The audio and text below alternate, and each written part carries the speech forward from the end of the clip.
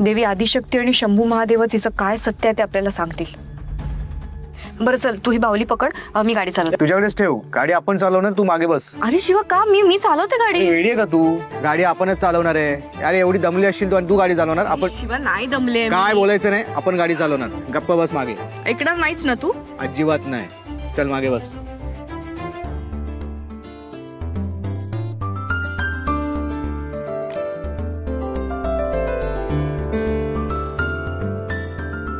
अशी बघतच बसणार आहे का मागे पण बसणार आहेस? हो बसते। बस।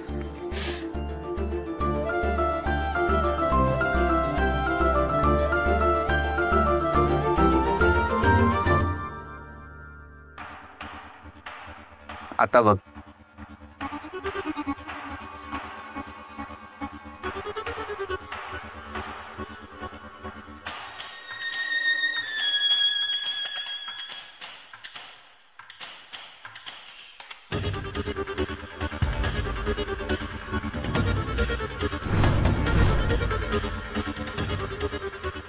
वहिनी बस, ॲज अ होतकरू नेता म्हणून मला एक प्रश्न पडलाय, तुमच्या एकाच पायाचं नख काळं कसं काय झालं? नाही म्हणजे ठेच लागली की जादू टोणा वगैरे काही?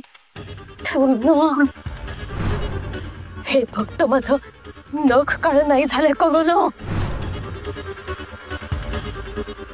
तर आपल्या आयुष्यात खूप मोठं काळं वादळ येणार आहे, याची चाहूल आहे ही।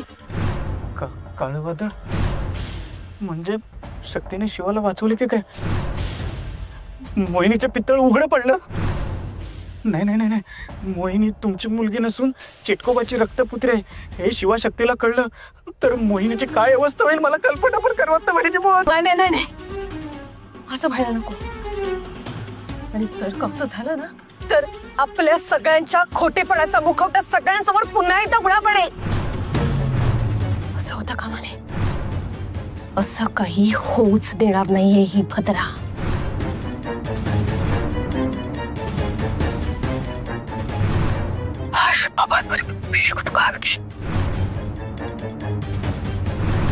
हे बा चिटकोबा, प्रकट हो, प्रकट हो।